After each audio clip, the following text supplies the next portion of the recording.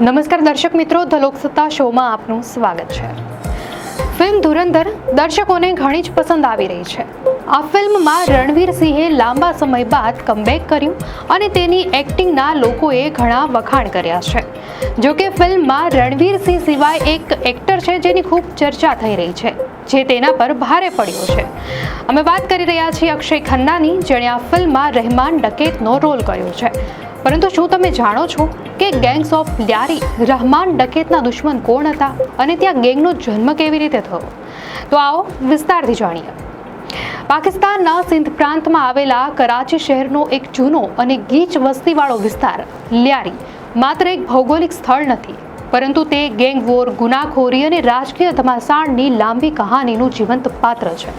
ધુરંધરમાં હમઝા અલી મઝારી ઉર્ફે જસકીરતસિંહ રંગી, SP Chaudhary Aslam, Rahman ડકેત Ajay Sanyal, major Iqbal, Jamil જમાલી અને ઉઝૈર બલોચ જેવા મુખ્ય પાત્રોની આસપાસ જે સમગ્ર કહાની આકાર લે છે, તેનું કેન્દ્રબિંદુ આ લ્યારી જ છે। લ્યારીની ઓળખ માત્ર ગુનાખોરોથી નથી, પરંતુ અહીંના ગેંગસ્ટરોએ પોતાનું બ્રાન્ડિંગ એવી રીતે કર્યું હતું કે તેઓ બદમાશ ગણાવાને બદલે બલુચ સરદારો, આગેવાનો અને નાયકો તરીકે સ્થાનિકોમાં ઉભરી આવ્યા। દરિયો, ભ્રષ્ટ તંત્ર, સત્તાલોલ રાજકારણીઓ, ગરીબી, બેકારી અને આવકની અસમાનતા જેવા તમામ તત્વો લ્યારીમાં ગેરકાયદેસર પ્રવૃત્તિઓ અને ગેંગોને જન્મ આપવા માટે પૂરતા હતા। કરાચી બંદરની નજીક મહમદ અલી ઝીણા રોડની પાછળ વસેલો આ દક્ષિણથી પશ્ચિમ સુધી ફેલાયેલો પટ્ટો શહેરનો સૌથી જૂનો અને ગરીબ વિસ્તાર છે। નિકોલા ખાનના પુસ્તક અનુસાર અહીંના લોકો લ્યારીને કરાચીની માતા કહે છે, કારણ કે શહેરની વસ્તી અહીંથી જ શરૂ થઈ હતી। લ્યાર વૃક્ષોની બહુલતાને કારણે આ વિસ્તાર લ્યારી તરીકે ઓળખાયો, જે શરૂઆતમાં માછીમારોનું નાનું ગામ હતું। ધીમે ધીમે બલુચિસ્તાન અને સિંધમાંથી ઉન્નત ભવિષ્યની શોધમાં લોકો અહીં આવવા લાગ્યા અને વસ્તી ગીચ બનતી ગઈ। વર્ષ 2023ની વસ્તી ગણતરી અનુસાર લ્યારી ટાઉનની વસ્તી લગભગ 10 લાખ છે, જેમાં બલુચ, સિંધી, ઉર્દુ, પશ્તુન, પંજાબી અને કચ્છી સહિતના વિવિધ સમુદાયો વસે છે। વિભાજન સમયે પાકિસ્તાન ગયેલા અને કરાચીમાં વસેલા લોકો મુહાજીર તરીકે ઓળખાયા, જે સંબોધને આગળ જતા હિંસક અને રાજકીય ચળવળનું સ્વરૂપ ધારણ કર્યું। આ ગરીબ વિસ્તાર એક સમયે નશીલા દ્રવ્યો, હથિયારો, ખંડણી માટે અપહરણ અને દાણચોરીનો કુખ્યાત અડ્ડો બની ગયો હતો। 21મી સદીની શરૂઆત અહીંના લોકો માટે કાળી સાબિત થઈ, જ્યારે માદક પદાર્થોના વિક્રેતાઓ અને ત્યારબાદ ગેંગસ્ટર ગ્રુપ સક્રિય થયા। શરૂઆતમાં દાદલ, રહેમાન ડકેતનો પિતા, અને શેરોની ગેંગ, બાબુ ડકેતની ગેંગ અને હાજી લાલુની ગેંગ જેવી મુખ્ય ગેંગો સક્રિય હતી। આ ગેંગો વચ્ચે ધંધાકીય દુશ્મનાવટ અને વિસ્તારના વિવાદોને કારણે પેઢી દર પેઢી લોહિયાળ અથડામણો થતી રહેતી।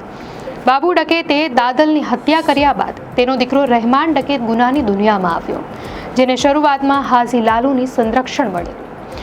જોકે બોલાચાલી થતાં તેઓ અલગ પડ્યા અને લાલુના દીકરા અરશદ પપ્પુએ રહેમાનની હત્યાનો નિષ્ફળ પ્રયાસ કર્યો।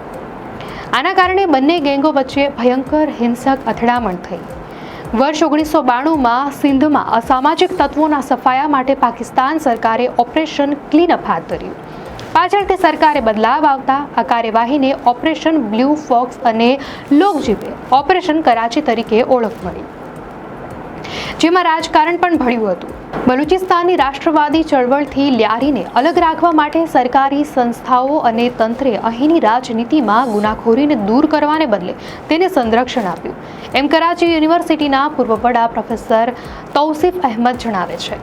સેનાએ લ્યારીને ગેંગવોરની ખપ્પરમાં હોમાવા દીધું અને પાકિસ્તાન પીપલ્સ પાર્ટીએ સંઘર્ષનો માર્ગ અપનાવવાને બદલે અલગ અલગ સમયે અલગ અલગ ગેંગસ્ટર્સને સંરક્ષણ પૂરું પાડ્યું, જેનાથી રાજકારણીઓ ક્રિમિનલ લોકોના આશ્રિત છે એવી છાપ ઊભી થઈ।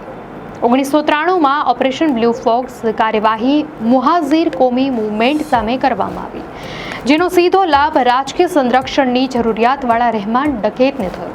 લ્યારીનો રાજકીય સંબંધ ભુટ્ટો પરિવાર સાથે ઘણો ગાઢ છે।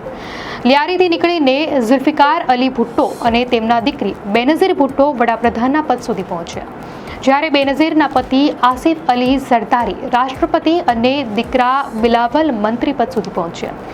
બેનઝીર ભુટ્ટો જ્યારે 18 ઓક્ટોબર 2007ના રોજ 8 વર્ષ પછી પાકિસ્તાન પરત ફર્યા ત્યારે ઝીણાની કબર સુધી પહોંચવાના કાફલા પર 2 વિસ્ફોટ થયા, જેમાં 150 જેટલા લોકોના જીવ ગયા.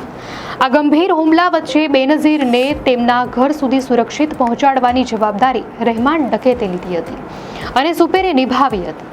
જોકે 2 મહિના પછી એક ટીનેજરે બેનઝીરની હત્યા કરી નાખી. રહેમાન ડકેત વિવાદાસ્પદ એન્કાઉન્ટરમાં માર્યો ગયો અને તેણે પોલીસ સમક્ષ 79 ગુના કબૂલ્યા હતા. તેના મૃત્યુ પછી કરાચીમાં અંધાધૂંધી વ્યાપી અને બલુચોની મોટા પાયે હત્યાઓ થઈ. બલુચોએ એક થઈને રહેમાનના સાદી જિંદગી જીવતા દીકરા ઉઝેર બલોચને સરદાર બનાવ્યો. ઉઝેરે પોતાના પિતાની હત્યામાં સંડોવાયેલા અરશદ પપ્પુ સહિત 198 લોકોની હત્યા સ્વીકારી હતી. હાલમાં તે જાસૂસીના આરોપમાં સૈન્ય અદાલત દ્વારા 12 વર્ષની જેલની સજા ભોગવી રહ્યો છે. દાયકાઓ સુધી ચાલેલા હિંસાચક્રમાં લિયારીમાં લગભગ 3500થી વધારે લોકોએ જીવ ગુમાવ્યા. છેલ્લા કેટલાક વર્ષોથી લિયારી હિંસાની બાબતમાં શાંત છે, પરંતુ બાઇક ચોરી અને હથિયાર દેખાડીને લૂંટ જેવી ઘટનાઓ નોંધાતી રહે છે. અહીં આજે પણ કલાકના હિસાબે ભાડા ઉપર બંદૂક મળે છે.